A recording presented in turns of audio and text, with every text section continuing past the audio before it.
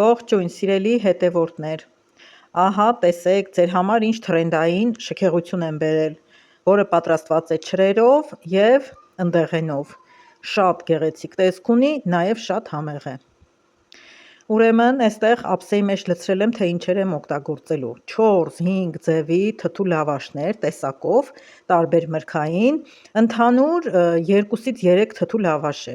Ուրեմն ծիրանի չիր 2 տեսակ, սպիտակ և շալախ, այստեղ ունեմ գիլասի չիր, քաղցր խնձորի չիր, տանձի չիր, սեխի չիր, դեղցի չիր, խնձորի չիր և սև սալոր, ավելի կպչուն դարձնելու համար արմավ եմ ավելացնելու։ Աղալու ենք նաև ընկույզ և գնդիկների մեջ դնելու ենք գետնանուշ։ Սիրելիներս, այս բոլորը խառը վիճակում աղում ենք, որպեսզի հենց այդպես խառնել ամանի մեջը աղացվի, որ հեշտ լինի նաև տրորելն ու միասեռ համասեռ դարձնելը։ Ավելացնում եմ 1 լիքը ճաշի գդալ մաքուր մեղր և համի համար և կպչունության համար ու ձեռքով այսպես հունցում։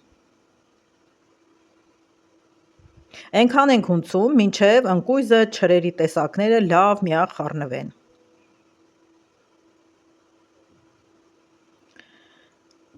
Պատրաստի մասսայից փոքրիկ ընկույզի չափով գնդիկներ ենք պատրաստում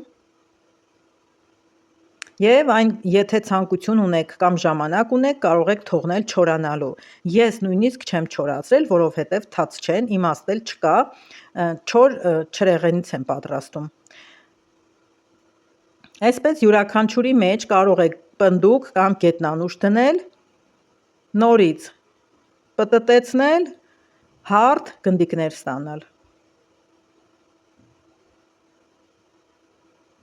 Ահա։ Պատրաստի գնդիկները կարող եք թելով,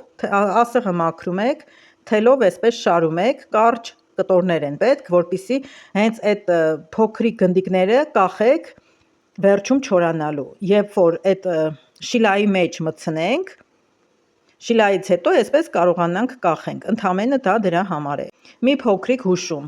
այն գնդիկները, որոնց մեջ գետնանուշ չկար, այսպես շարելուց հետո եղան, որ իրենք պոկվեցին, թելից ընկան, բայց ես դրանք հենց այդպես տապակի մեջ էլ չորացրեցի, չրի ապարատի վրա եմ դրել, այդ տապակների վրա, առանց ապարատը միացնելու, միանգամից չորացել են, այս տարբերակով ավելի հարմար էր։ Այդ քարկապից չէր թուլանում և չէր հելնում, շիլայի մեջ մտցնելուց երբ ծանրանում էր, թելը ձգվում էր ու իր փափկության հաշվին էլ դուրս էր գալիս։ Բոլորը թելով ամրացրեցի, վերջացրեցի։ Հիմա պատրաստում ենք շփոթը։ 700 մլ ջուր եմ լցնում, մոտավորապես ավելացնում եմ 1 բաժակի չափով ալյուր,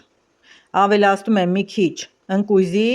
մուրաբայի օշարակ, հենց համի համար, որովհետև վեփված է արդեն դարչինով, մեխակով, հետո տանն էլ ունեի,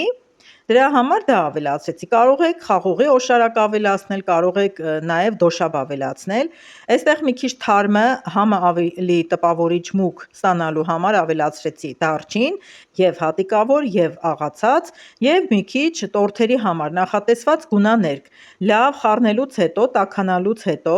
ահա տեսեք գույնը շատ լավ մգվում է, այստեղ ավելացնում եմ 1 բաժակ շաքարավազ, հիմա սա եռալուց մի քիչ էլ է մգվելու, սովորական շատերդ էլ կիմանաք երևի, շփոթը պատրաստելուց երբ ավելացնում ենք շաքարավազը, գույնը մգվում է, շատ վառ գույն ունի, բայց ինքը չորանալուց գեղեցիկ վիշնյայի գույն է ստանում։ Այստեղ այն ֆրուչելաներն են, որոնք կեռիկներ չունեի և պետք է չորացնեի հենց այս չրի սարքի մեջ, այսպես թաթախում ենք թելով մեջը, թելը օգնում է, որպեսզի ձեռքով բռնենք, թաթախենք մեջը և հանենք ու մկրատով թելը կտրենք, ահա այսպիսի գեղեցիկ գունային տարբերությամբ համեղ չրեղենով ֆրուչելաներ, որոնք կոչվում են ֆրուչելաներ։ Ուրեմն ես սիրում եմ, երբ վրայի շփոթը մի քիչ հաստ է լինում, բնականաբար սա սառելուց հետո մի քիչ ավելի բարակելու է։ Եվ որոշեցի, որ գդալով այսպես շփոթից ավելացնել, ինչքան որ երեսի մասը կպահի, ինչքան որն էլ չէ, կսխա կիշնի այդ անցքերից ներքև ավելորդ մասը։